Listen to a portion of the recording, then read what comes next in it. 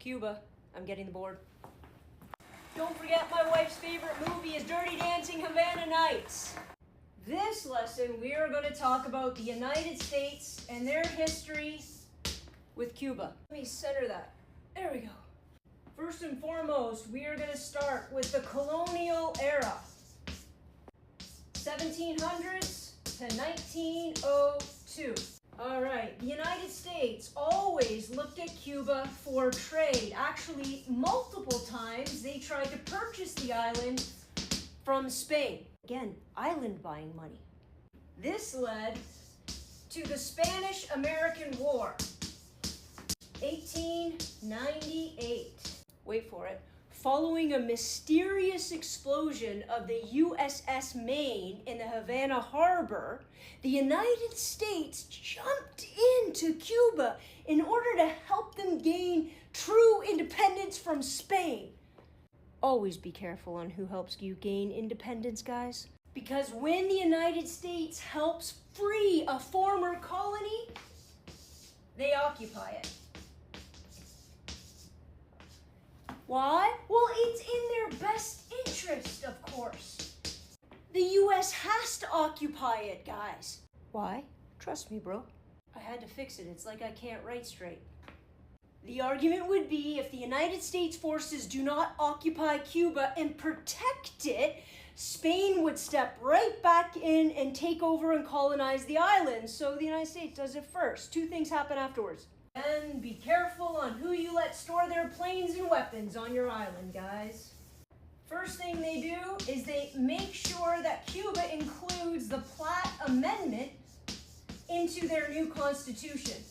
The Platt Amendment grants the United States the permanent right to interfere in Cuban national sovereignty in order to defend the island the way the United States deems fit. I thought they weren't a colony anymore. Oh, just not a Spanish colony. They can be an American colony.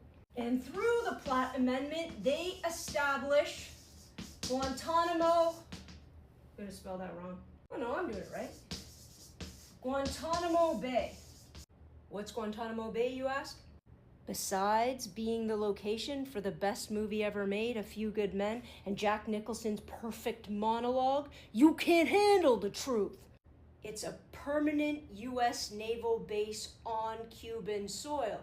And in fact, when the United States doesn't want to deal with any, war criminals, they send them there to do, well, whatever they want to do with them.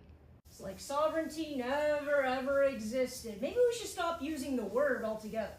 Second era, the Republic and the Revolution.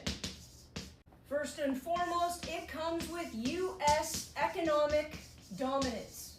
That's what the military base is for, to ensure U.S. economic dominance. You're not going to have a colony if you can't make money off it. And in this vein, American firms own 80% of Cuba's utilities and 40% of its sugar.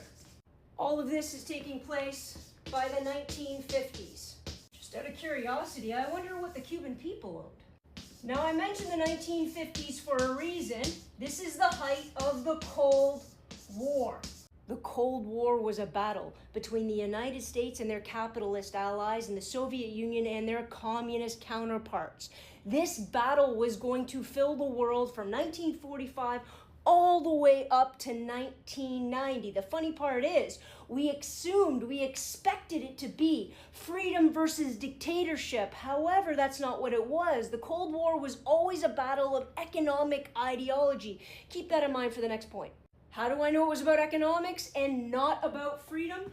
Because the United States supported dictators in Cuba as long as they aligned with their economic needs. Batista, not the baseball player, Batista was one of those horrific dictators that ruled Cuba. The United States didn't care he was a dictator as long as he supported the 80% owned utilities and 40% owned sugar. This led, as it always does, to the Cuban Revolution, 1959.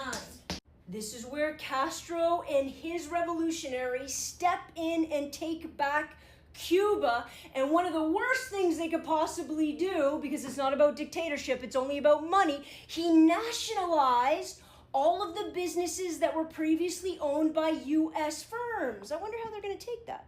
By the way, it's about 1.7 billion in U.S. assets. With me, the Cold War was an economic war, guys. It's all about the money. This steps into the heart of the Cold War conflict. I gotta go through three things very, very quickly, so please keep up. 1, the Bay of Pigs. 1961. The CIA actually had a plot and a plan to go in and overthrow Cuba in 1961.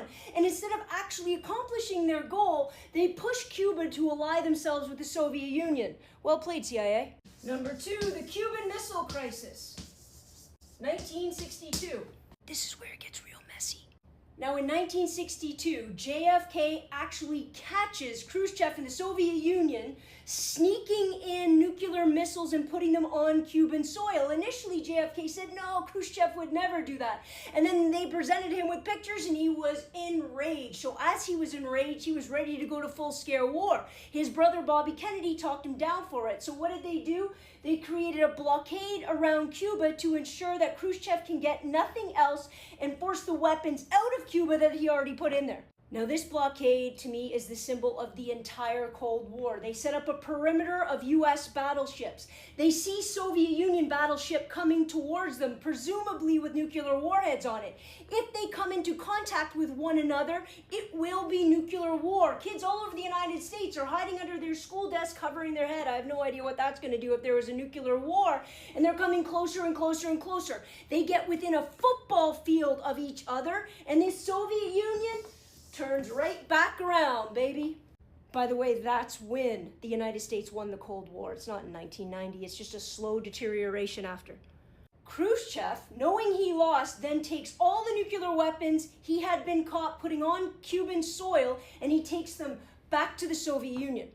The funny part about that is we later found out through McNamara's report, which was Kennedy's Secretary of Defense, that Cuba had tons of nuclear weapons already stored there. The United States just caught a handful that they pretend to return and set everything back to normal.